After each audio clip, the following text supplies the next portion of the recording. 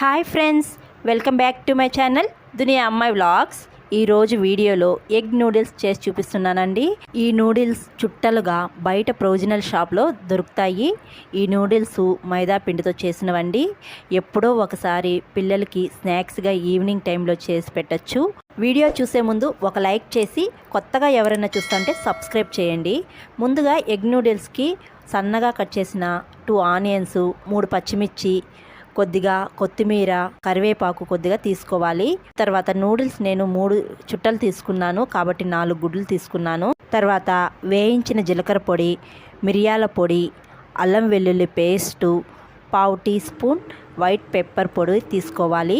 తర్వాత ఇప్పుడు నూడిల్స్ని ఉడికించుకోవాలి.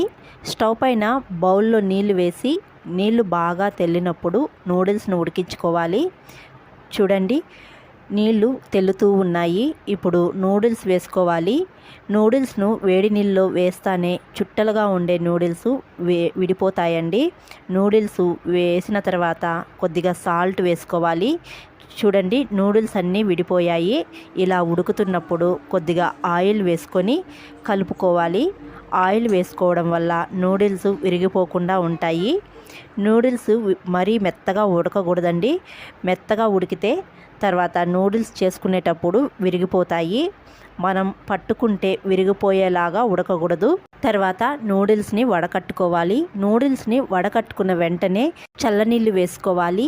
ఇలా చల్లనీళ్ళు వేసుకోవడం వల్ల నూడిల్స్ వేడికి మరీ మెత్తగా ఉడకకుండా విరిగిపోకుండా ఉంటాయి. తర్వాత ఇలా చల్లనీళ్ళు వేసుకొని పక్కన పెట్టుకోవాలి. తర్వాత స్టవ్ పైన కడాయి పెట్టుకొని ఆయిల్ వేసుకోవాలి. ఆయిల్ హీట్ అయ్యాక 4 గుడ్లు కొట్టి బౌల్లో వేసి బాగా బీట్ చేసుకోవాలి. ఇలా బీట్ చేసుకొని కొద్దిగా సాల్టు, కొద్దిగా మిరియాల పొడి వేసి బాగా కలిపి ఆయిల్లో వేసుకోవాలి. ఆయిల్ కొద్దిగా ఎక్కువ వేసుకుంటే ఎగ్ ఆమ్లెట్ వేసుకున్నప్పుడు ఇలా బాగా పొంగుతుంది. ఎగ్ ఆమ్లెట్ను 2 పక్కల కాలిన తర్వాత ఎగ్ ఆమ్లెట్ను ఇలా చిన్న చిన్న పీసెస్గా చేసుకొని సన్నగా కట్ చేసిన పచ్చిమిర్చి, ఆనియన్స్ వేసి 1 మినిట్ వరకు వేయించుకొని అల్లం వెల్లుల్లి పేస్ట్ కూడా వేసి వేయించుకొని కొద్దిగా కరివేపాకు వేసి వేయించుకోవాలి.